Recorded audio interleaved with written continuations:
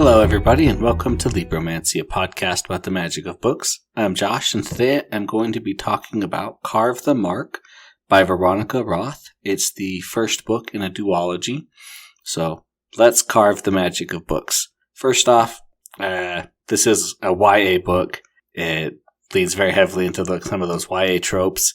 Not all of them, and none that are too egregious or too bad that makes you not want to continue reading it, but it does fit there. I thought it was really good. It's definitely not bad, even if it's YA.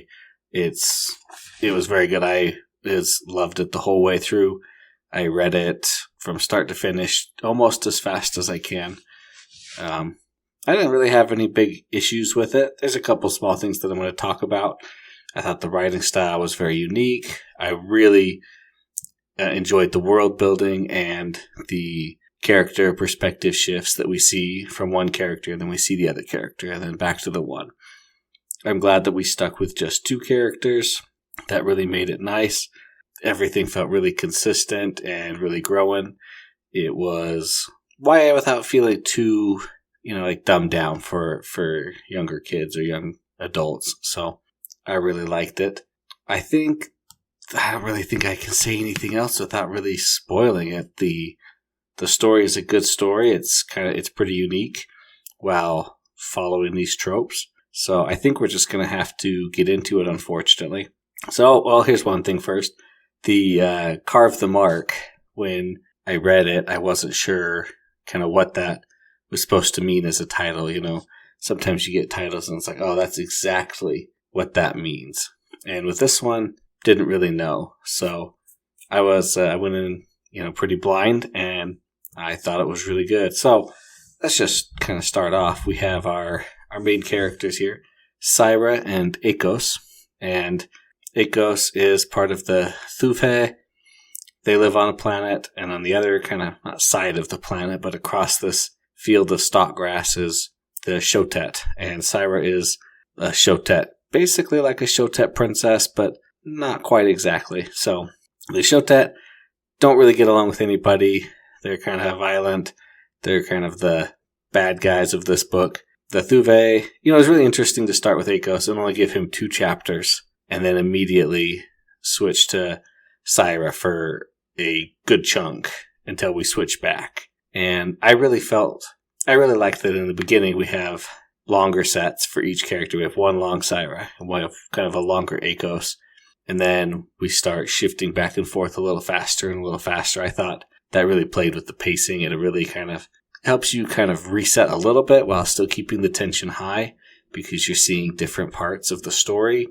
And that means that Veronica Roth can kind of increase the tension at different points as she wants. So we don't really know what the main point of the book is near the beginning. We know that everybody gets a current gift as they grow up, and the current is kind of like the magic force that goes throughout the whole world and all the worlds in like the galaxy, which is not the whole universe, but it's kind of like the whole universe for this story at least. And some people have cool ones. One person can fix things, or you have oracles that can see the future. And I'm like, wow, that is a tough calling to have, to be an oracle, to have to see all the futures and decipher it and pick what's best for everybody and not just for your family or for you. Now, let's talk about those oracles for a little bit. Sifa, the mom of Akos and Aisha, I don't know how to say his name, so Aisha is kind of how I said it, but, she says war is coming. What is her end game? What was her plan to, why did she have Akos and them get kidnapped? Why not pull them away? And it's like, these fates are crazy and such. So this is an important part, though. When the oracles all see the same thing, and they know what's going to happen for sure, then that is your fate, and certain people are fated. And pretty much no matter what you do, that fate will come to pass. So, kind of interesting. But, yeah, okay, this is one of my nitpicks. There's the assembly. They're over everybody, all the galaxies, except the Shotet. The Shotet don't really play by the rules. They're not, in the assembly. And I don't know if it's because they're kind of looked down upon by everybody else, because they kind of are, because they're really not very technological, but they are and aren't. It's you'll see when you read it, if you've read it. But the assembly makes the weirdest decision of all. We're just gonna reveal all the fates of the coming people of the up and coming generation. Doesn't matter why. We're just gonna do it. What? You're just gonna reveal the fates? Like, oracles don't tell everybody for a reason. It's gonna happen whether people know about it or not.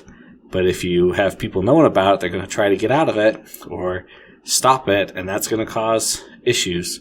Not because they'll stop it, but because they'll hurt other people or they'll make more chaos, to stop it. So I was like, that's just dumb, especially when you have a couple of these fates that are like, this is our new chancellor. And like, this guy is going to do this. It's like, what? The assembly, you're just dumb. You're just super dumb. That's not what you should do at all.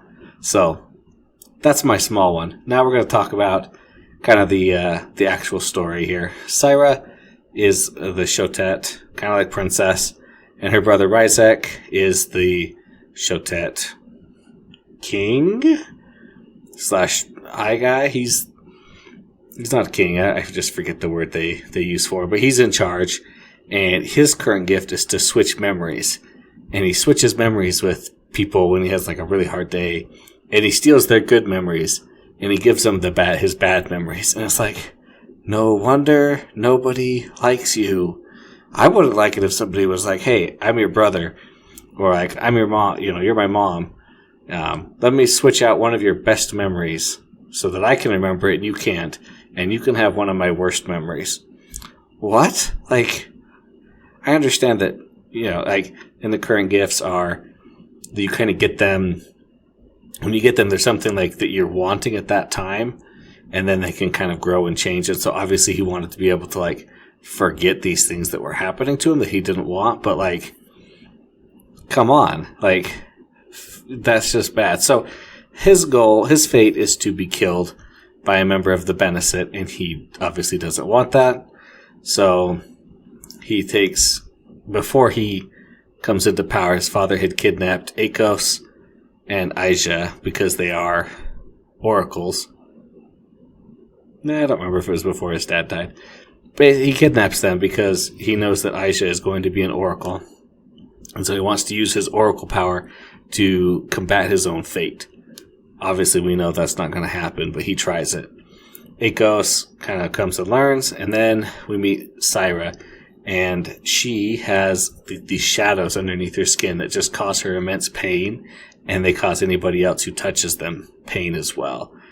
And it's so well written in the books, the way, like, at least I thought it was, that the shadows, like, are traveling all over her arms, and they're darkening, and they're moving beneath her skin, and it was just really good right there. I liked that a lot. So, Akos, his current gift is to disrupt the current. So, if he touches you or a current thing that uses the current to kind of power itself, it shuts down or it doesn't work. So he's able to kind of like turn off her gift for a little while. Obviously, this is kind of where we're going to see into our thing. Like, he's her servant, but they're going to fall in love, and hey, that's cool. And Akos, he has some Shotek blood in his past, and so he can speak Shotek. And then they are trying to figure out how to stop Ryzek and then escape and then kidnap him and then save people. It's a whole story. It was quite fun, though.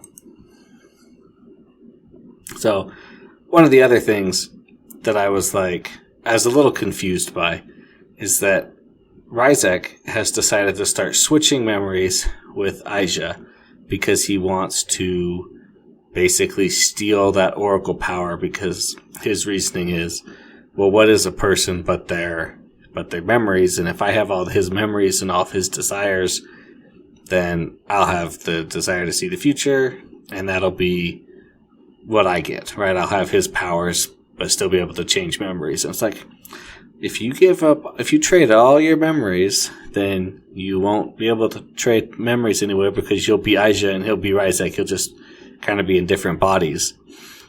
So I was like, that doesn't make sense. And obviously he didn't really think it through. But the one thing I was really confused about was how fast Aisha changed into like a second Ryzek or Rizek.